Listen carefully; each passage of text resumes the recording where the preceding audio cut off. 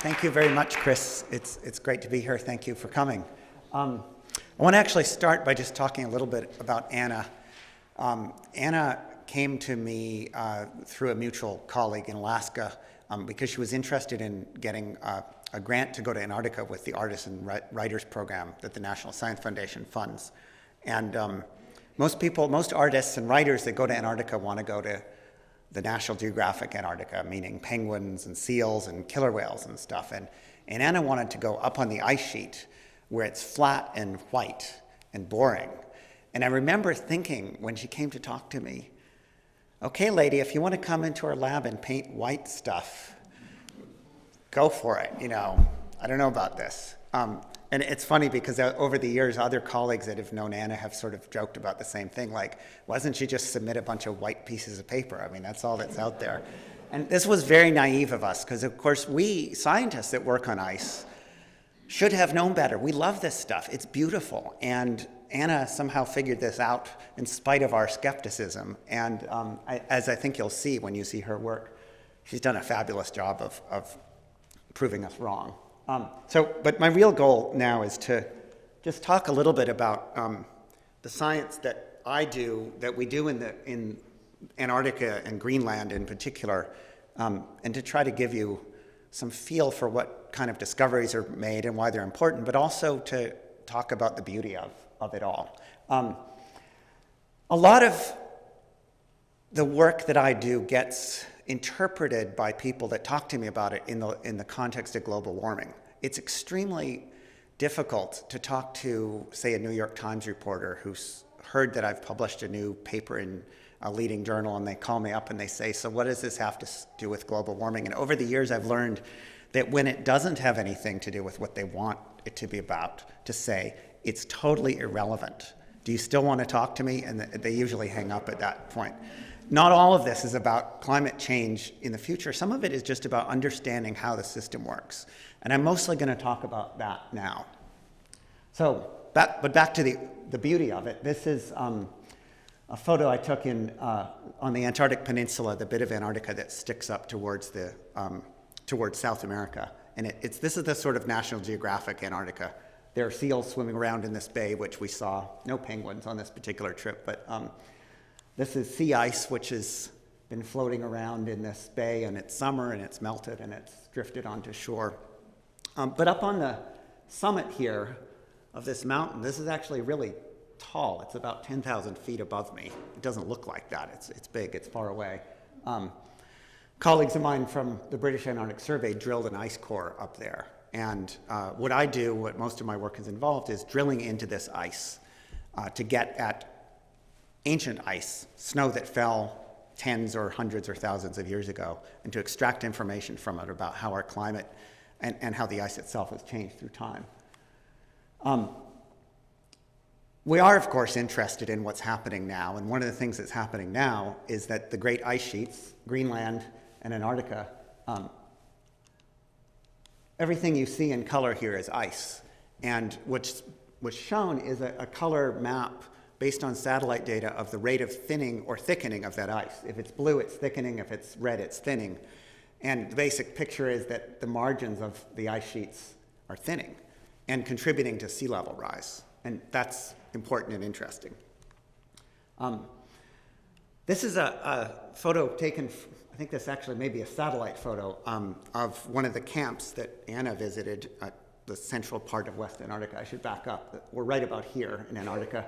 South America's over there. Australia's over that way. Well, actually, over this way. New Zealand, Africa. That camp is located right here, and you can see basically featureless terrain with some snow dunes, like sand dunes, but they're sastrugi, they're called. And the drift pattern that is created from all of the boxes that we leave there over the winter. Pardon me?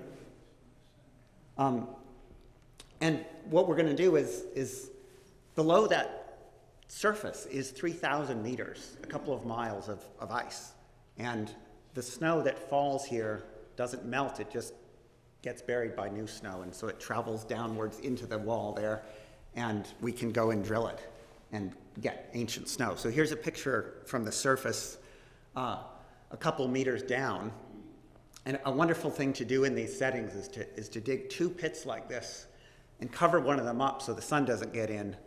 And there's one next to it, and there's about a foot of snow in between, and the sunlight comes through, and you get this beautiful cathedral-like impression. The truth is, we do this all the time because it's beautiful, not because we're doing so much science in there. But there is science to be done. We sample the snow, and the person's thumb here is located at the base of the most recent summer snow layer, and this is the previous winter and the previous summer. And they're a little bit like tree rings. You can kind of count down the layers.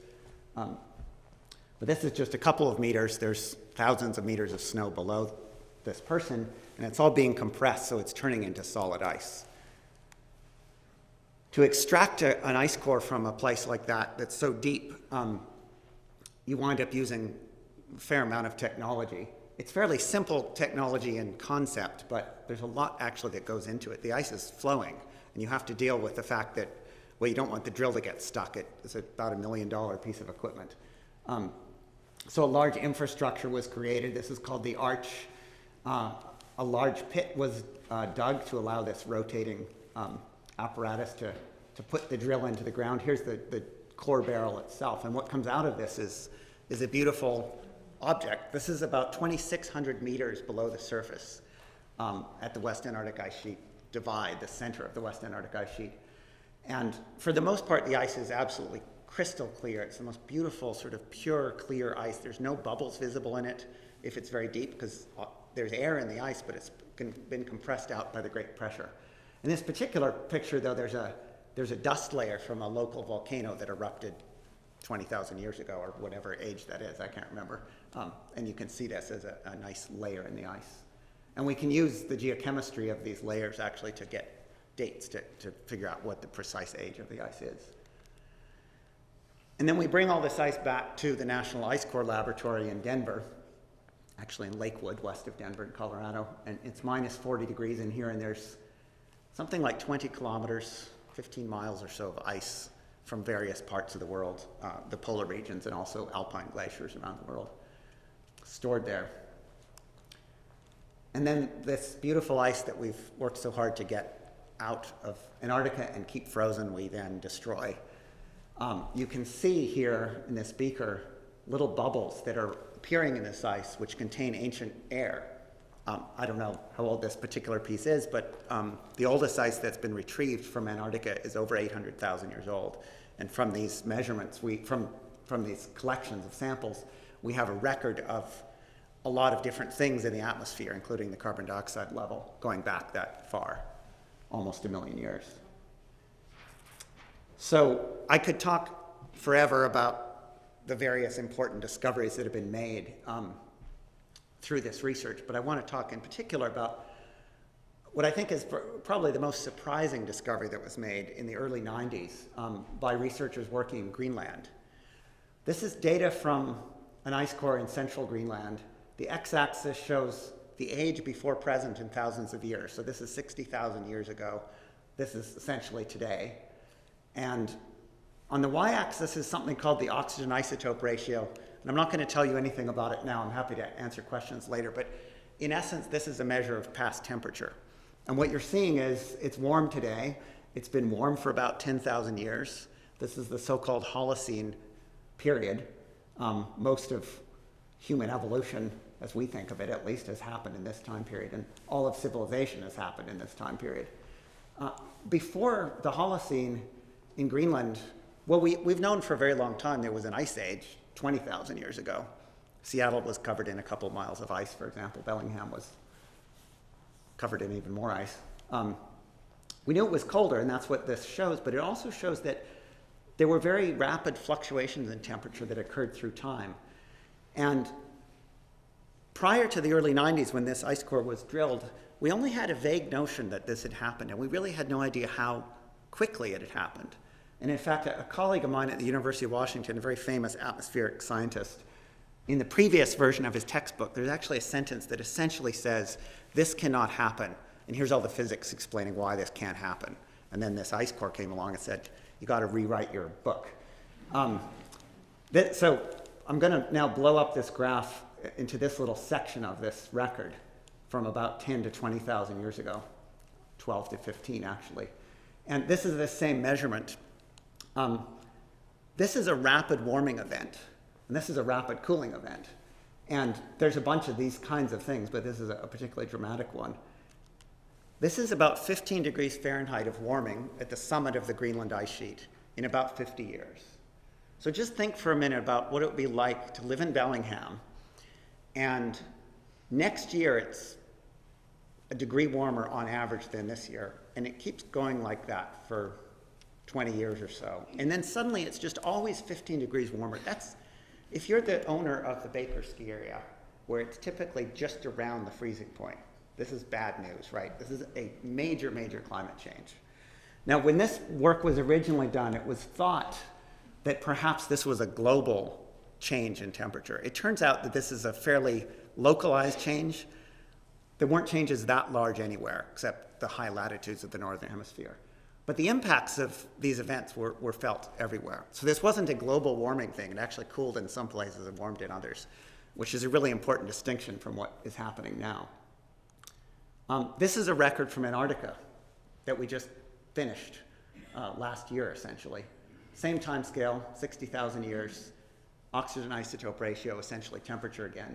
And again, it's warm today, and it was colder sometime in the past, and there are these fluctuations through time. But the really interesting thing is when you put these together, they're not the same, they're different. The amplitude of the Greenland changes is larger, they're faster, and the amplitude of the Antarctic changes, well, I already said this, they're smaller, but also they seem to be slower. And if you look at this in some detail, just as an example, this one, it's sort of clear. Antarctica seems to be warming up for a while, and Greenland's sort of sitting there fluctuating, but it's not doing this rapid warming, and then suddenly it warms up.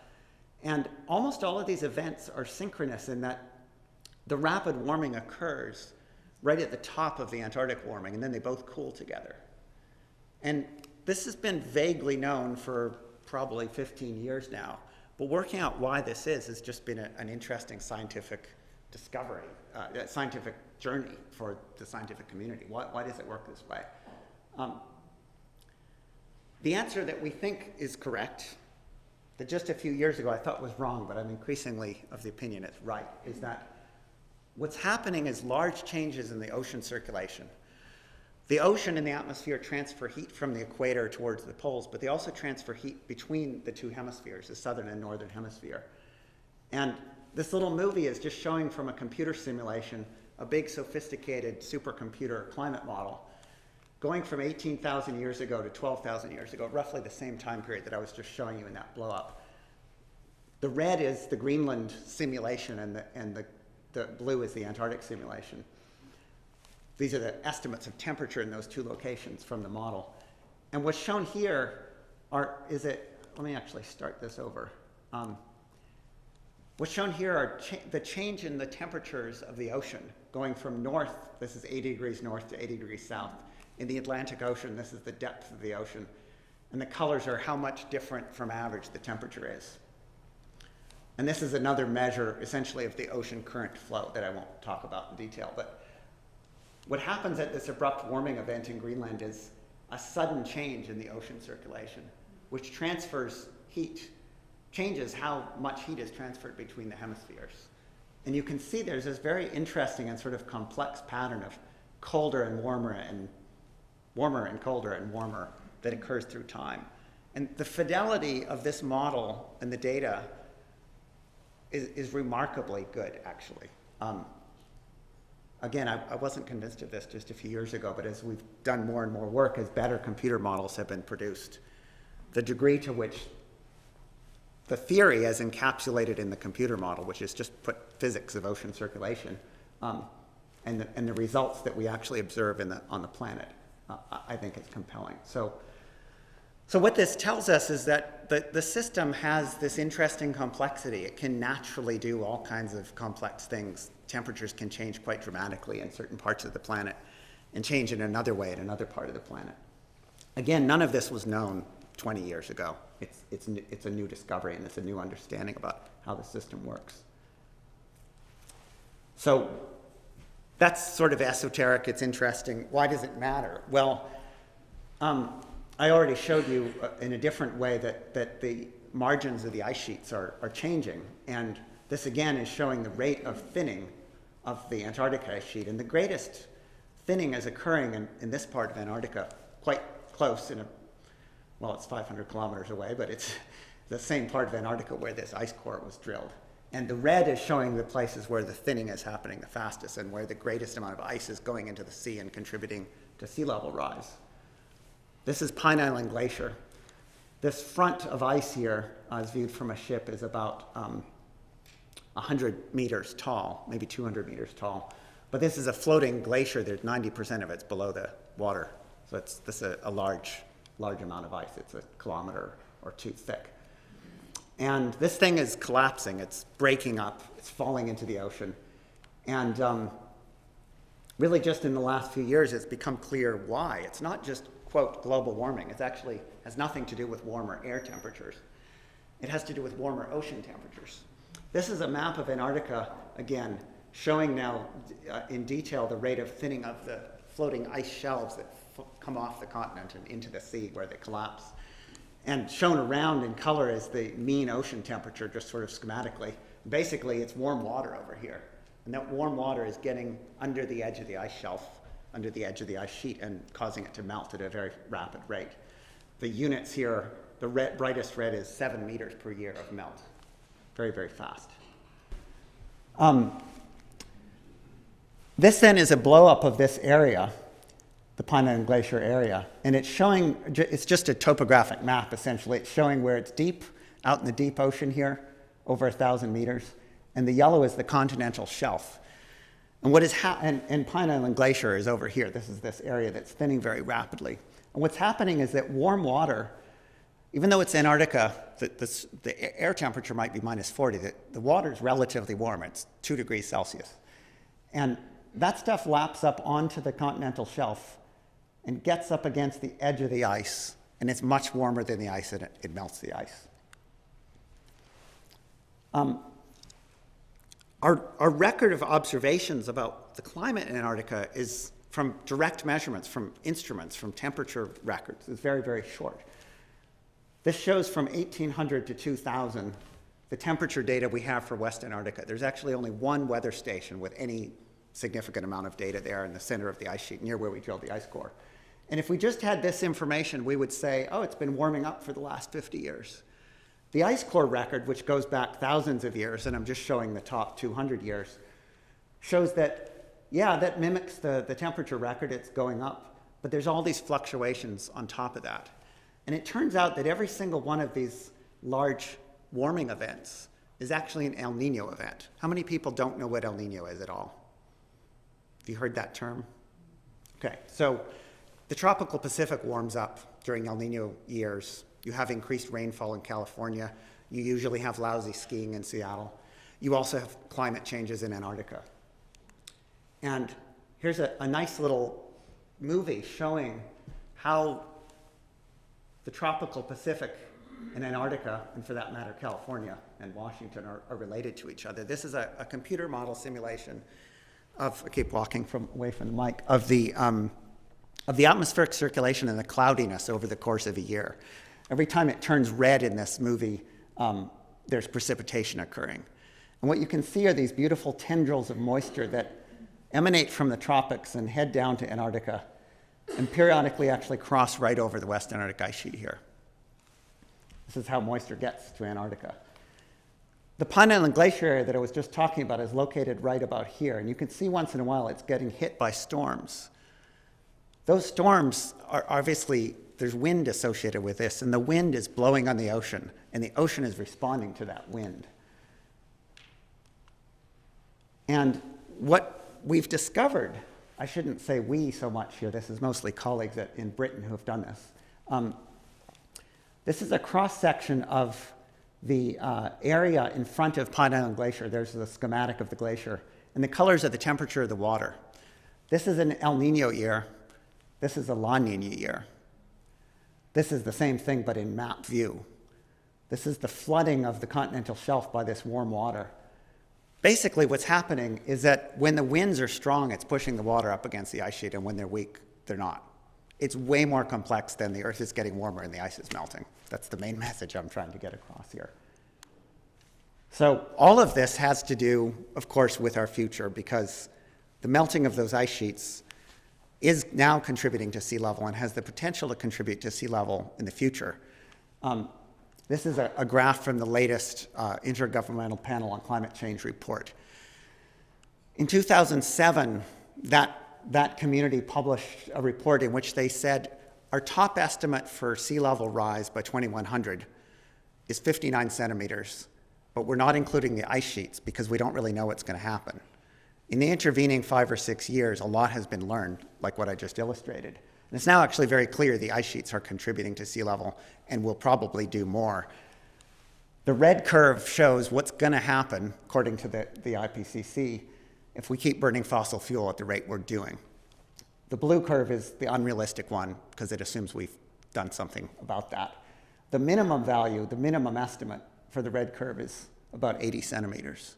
So roughly the bottom estimate is now at the maximum estimate from the last report. And this is mostly because of new understanding of how the ice sheets are responding to climate change. And I'm going to stop right there and pass the mantle on to Anna.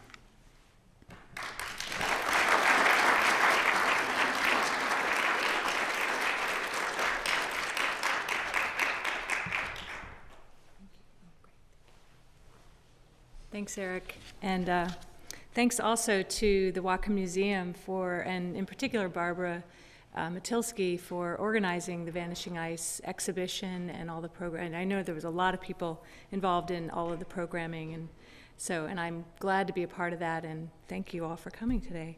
I'm really glad Eric set me up really well because I was a bit nervous about getting into some of the science parts of the influence on my work, so I don't have to now, which is great. But I'm going to be talking to you about the project I've been working on for about the past 6 years, and I call that project Deep Ice, Deep Time. And I'm first going to just give you a little bit of the background of my work, where I got here. I think about what really motivates me at my core, and I think that I'm really interested in stories. And I love being out in nature, and I look for stories out in the land. And I think in particular, I'm looking for stories that, well, maybe not stories, but the imprint of natural processes and human processes and how it changes the way the physical and visible world looks. And what does that look like? And so for years, I had been doing some work with trees and with soil strata. And this is one of the more recent ones that I did of that show both the tree and the soil strata. And in trying to, in the prints, which are just abstract, beautiful prints, but trying to get a notion of that there might be some stories within this strata, and what are they? I'm really interested also in natural science research. I always have been. And I think it's because, like me, I think they are also interested in kind of a contemplative examination of the land, looking out into the land and saying, what is it that I'm seeing? How can I understand it better? Also, I live in this glacial environment. We all live in this environment that's completely sculpted by a very large glacier. And I'm really aware of that, and I'm always very excited by when I see signs of that and going up into the mountains and drawing glaciers. And so I've kind of, in the back of my mind, I think always was wondering about the glacier, the ice and what it was doing. But then a trip to Fairbanks in the wintertime really got me charged about ice. And who wouldn't be if you went to the ice carving festival in Fairbanks, because there was just an amazing amount of beautiful, sculptural, gorgeous ice. And I was visiting up there a couple of science friends, one of whom is also a paleoclimatologist and does similar work to Eric. And we talked a lot about isotope science and climate science, and that's really when I first learned about ice cores and that they did ice cores. And so I came back to Seattle really interested in trying to find out more about that, and was fortunate enough to track down Eric Steig, and just to give him some great kudos that he is a very creative and, I mean, beyond being just a brilliant scientist, he's also a very open-minded and creative thinker, and was really open to helping me understand this better as an artist. And so he gave me some great books to read, but also said, you know, you need to go and look at these things. As he said, I think maybe wondered, is she really going to be able to make sense of this? But I went to the National Ice Core Lab, and some of the cores from Greenland are actually quite beautiful. This is one that shows, let's see if I get this pointer right, that shows the summer and winter strata quite clearly. And so I spent hours in that lab, and also at the ISO lab at the University of Washington, where Eric had invited me in to look at some of their cores. And I just spent hours drawing the cores, and really it was an excuse to just look at them. And then, as well as Eric, I also talked to several other scientists at the University of Washington, glaciologists, who shared with me the data that they were working on. And I began a series of ice prints, or I call it the ICE series. And these are multimedia prints that use a combination of imagery, some of which from my own drawings of crevasses and glaciers, and also scientific data like ice penetrating radar, and also some strata imagery. These are some of which are very abstracted, and also just imagery of the ice cores themselves. And so here's a few of those. And these are mostly, well, they combine a micro and macro scale, but a lot of these are kind of a micro scale of the strata, oops, back up here, microstrata with some patterns of the ice as it's forming. And I also worked on a series of paintings or drawings about the Northwest glaciers. And this is when I first began to get into areas of large white spaces. And I think was very compelled to want to go see these large white spaces. And so I set about trying to write a grant to go there with the National Science Foundation program. Now, artists have been going on expeditions with scientists for hundreds of years, and really before the advent of photography, they played a really essential role in documenting a lot of the things that people were seeing. And there was this very symbiotic relationship that they had. But more recently, this is, oh, by the way, this is a piece by a lesser-known artist, George Marsden, who went with the Shackleton expedition. And then this may be in the Vanishing Ice show, but one like it by Edward Wilson, who went with Scott on his expedition. More, did I, hang on. Yes, okay. So the I'll just give you a little bit of, National Science Foundation started officially sending artists down to the ice in 1980. And it's a competitive process. You submit a grant proposal, and they send about 3 to 5 people there, and they support your travel and your stay while you're on Antarctica and all your equipment that you need. More recently, some of the artists who've gone there are working with scientists in new and different ways. Lita Albuquerque's piece, Stellar Axis, she worked with an astronomer to come up with this celestial map, essentially a celestial map that is laid out on the McMurdo Sound, kind of an imprint of that. And I think that there's an increasing number of artists who are working with scientists in a new and different creative way, because we're no longer necessarily strictly documenting what they do. Photography is great at that. We can come up with new creative expressions. So I was really lucky in that I got selected to go.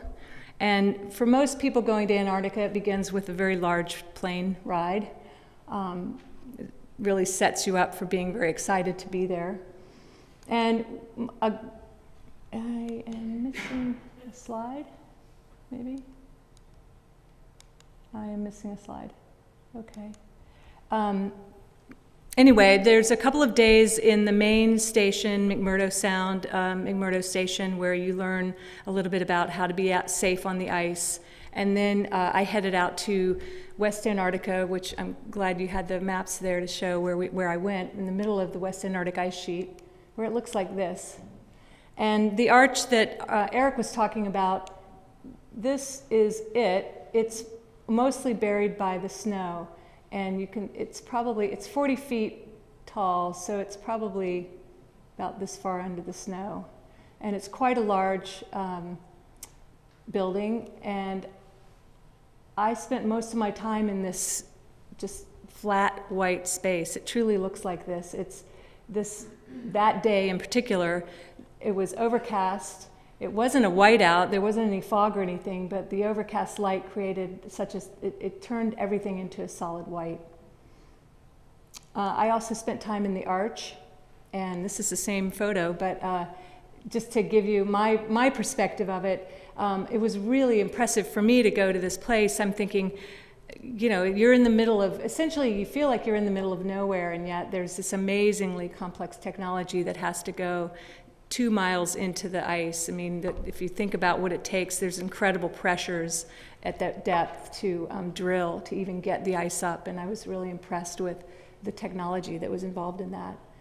And all of the engineers and technicians and scientists that were involved. And then the ice, again, this is gorgeous core that we both used, came over to the other side of the arch where the scientists measure it and do some measurements and also pack it and get it ready to go back up to the United States. Now, I was there, the year that I was there was when they brought up most of the, as Eric said, most of the ice is just plain clear. There's really not much strata visible. But when I was there was a whole section of the core that was coming up with a lot of ash layers and a lot of dust layers. And it was great that I was there during that time. People got very excited about it, to be able to see visible layers. Because at that depth, a lot of what accumulates in the ice gets so thin that it's not visible anymore. You can measure it chemically, but you can't see it. So this was really exciting. And then I also spent my time in the beautiful, beautiful snow pits. And for me, even though the scientists were there, gathering data about the density and qualities of the snow, I was just there taking in the color and the patterns and doing my own little sketches of those. And then spending a lot of time in this white space. But there was something that was really interesting that I was wondering if this would happen, and it was amazing to actually watch it happen to me, which was when I first got there, just as you're seeing here, it's just white. It's just, what is there? What am I ever going to do? I mean, really, here's the white piece of paper. But after about a week, our brains are amazing, and we want to see pattern, we want to see detail. And so with the lack of information coming in, my brain began to seek out a finer and finer grade of detail.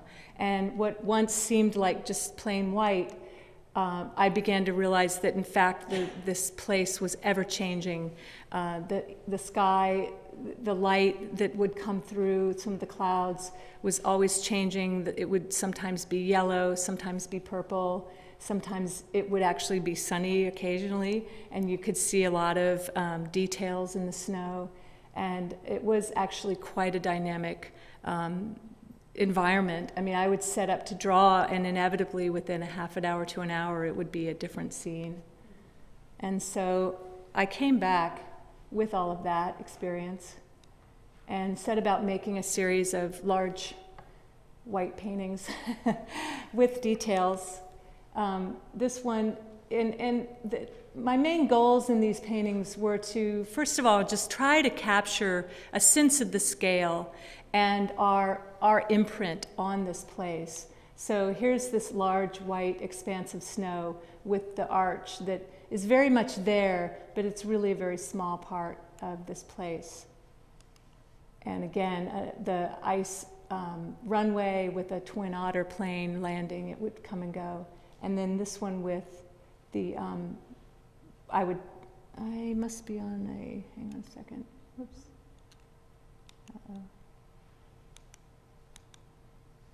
I would ski away from the camp, and then I could really get a perspective of just how small our imprint was on this very large space.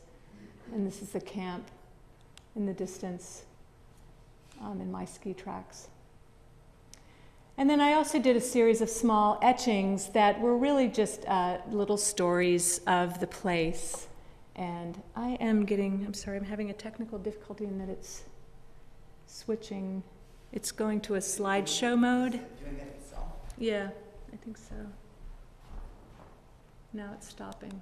Hang on, maybe I'm hovering over it and it's, okay, yeah, get my hand away.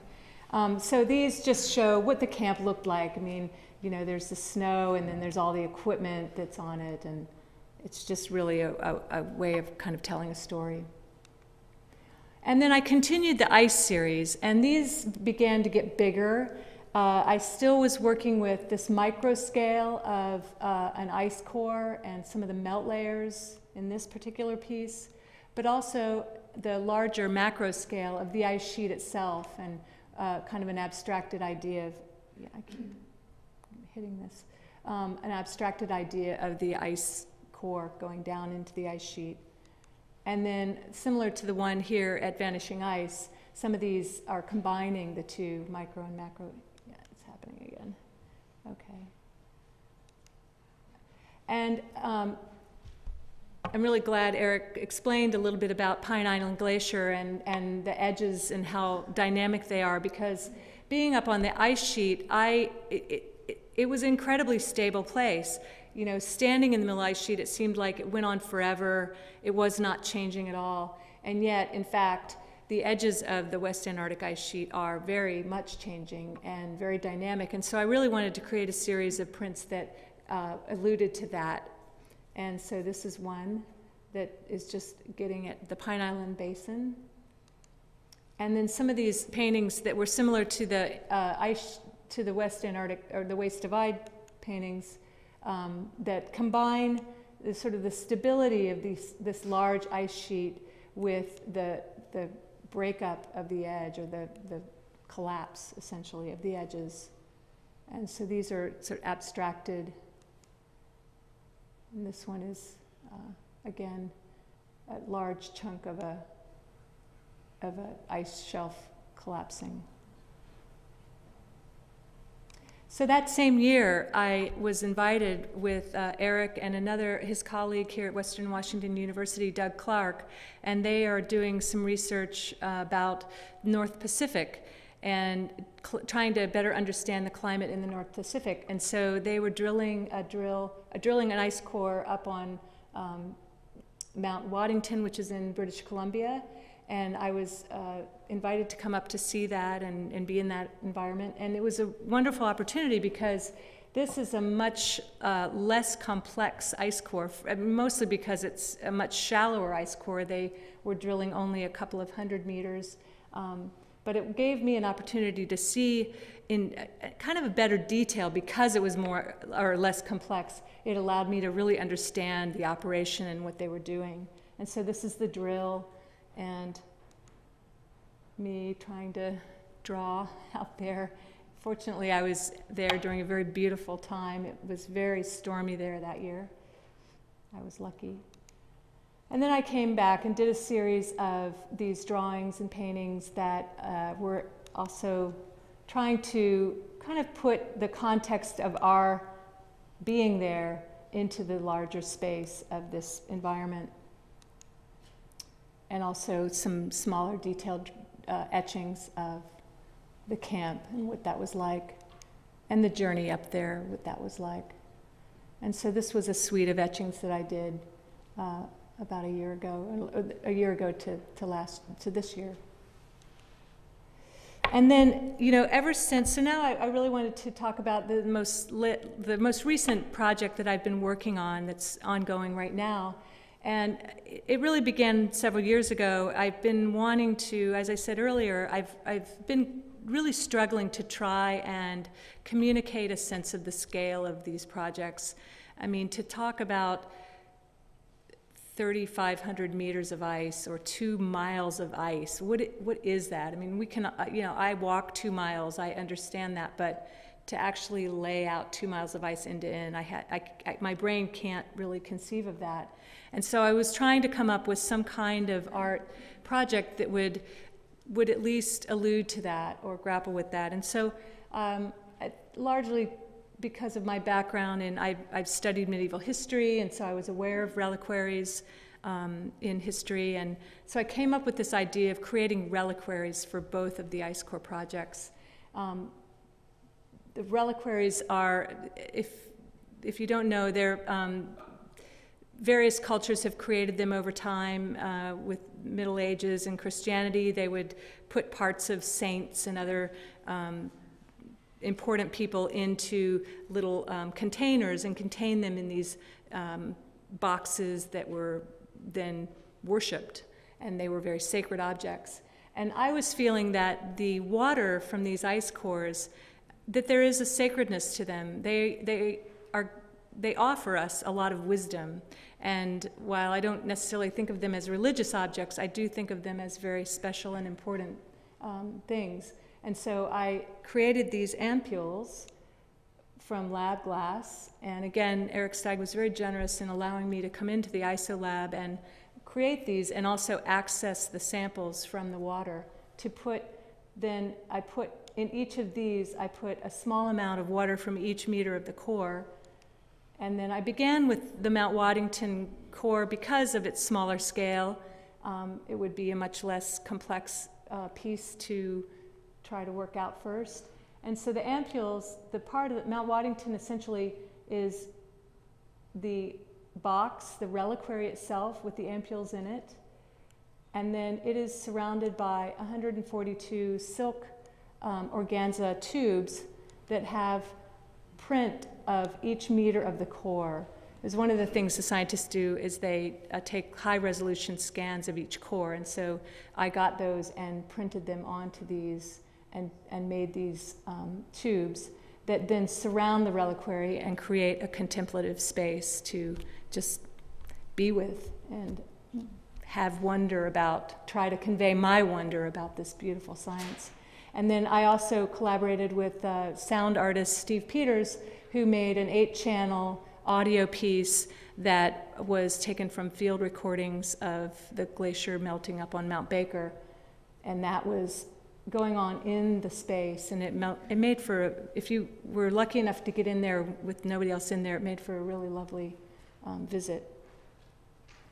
And this was up just, unfortunately, just last month. I wish it was still there, at Francine Setter's gallery. And then in the over last year, I've been tackling the WAIS Divide. The WAIS reliquary is, as I said, 3,405 meters. So I first had to make all of these ampules, fill them, go into the lab.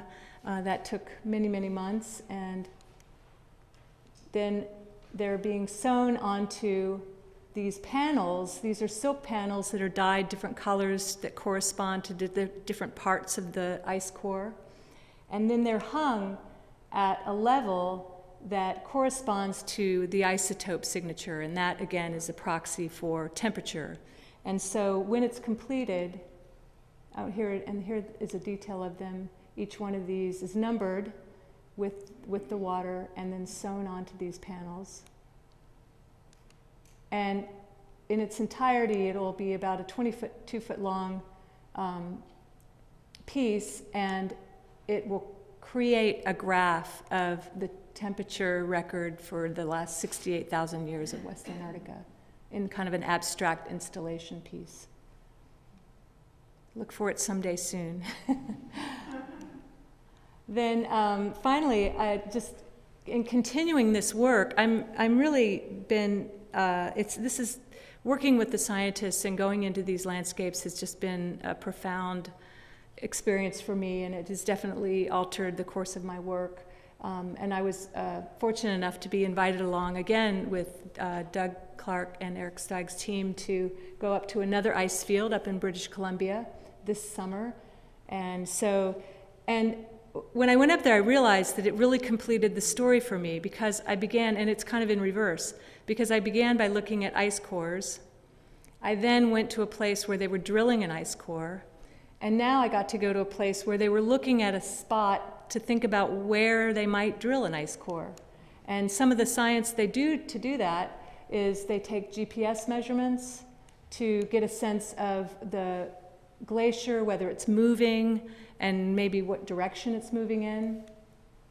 And also ground penetrating radar to try and get an idea of the depth and what the bed looks like. And these guys are out there. They were amazingly strong scientists out there with equipment that they had to set up in the field in very difficult conditions and dragging it around on the ice sheet to get some data.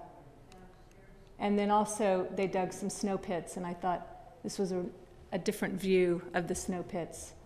And here's two of them here from the air. And I got to be there to just take it all in, do some drawings, and try and get a sense of this beautiful landscape. And so hope to work on that work in the near future.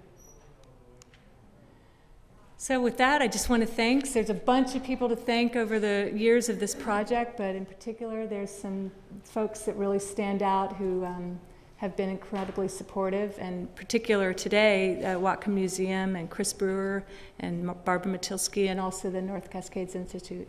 So thank you all for coming, and I think we'll take questions.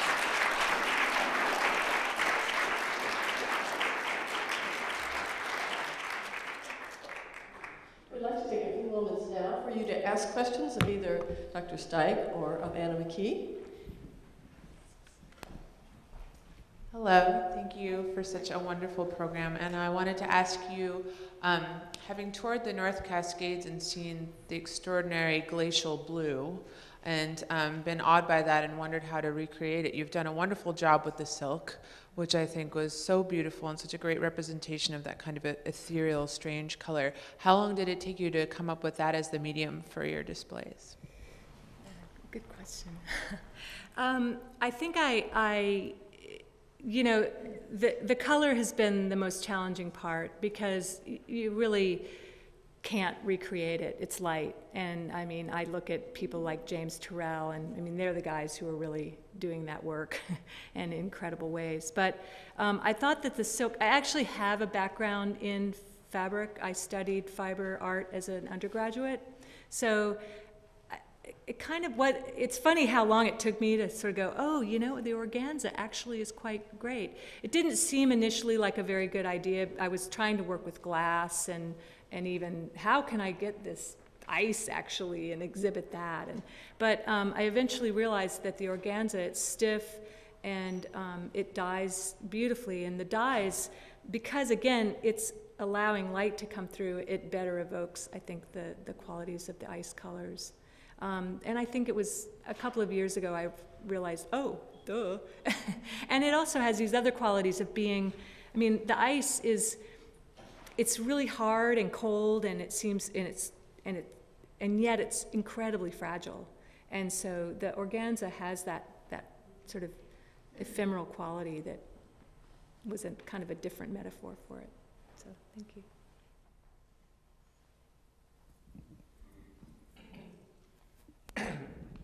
Excuse me. How long do you think that it will take for the United States to recognize global warming, climate change? And since most of the world has signed the Kyoto Treaty, I'm just wondering whether it'll be 5, 10, or 20. You know, I don't have an answer to that in terms of time, but I think something that maybe isn't widely appreciated is that, like in many things, the people, as represented by their government, are way behind where the people who are actually sort of on the ground doing things are.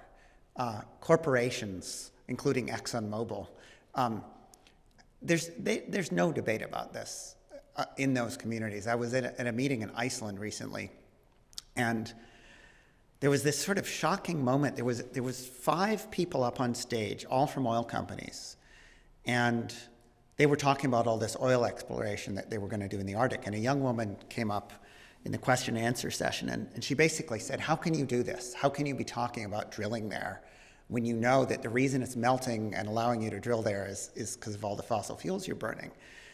And the guy said, implement a carbon tax.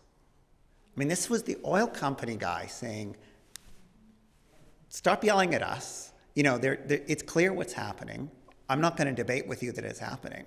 But somebody's going to go and drill that oil, and the only way to change that is to change the demand. I was amazed to hear a corporate person saying this. Now, of course, the same corporation may be doing things to counter exactly that policy, but nevertheless, I don't think it's a matter of information. I think it's a matter of political will in the face of all these other political and economic pressures that occur. I sometimes wonder, you know, I go out and talk about this stuff. I'm not so sure it's actually that important, other than sort of keeping up people's memory that, yeah, we actually know this, but I don't feel there's an educational problem. I think there's a political problem. What to do about it, I don't know.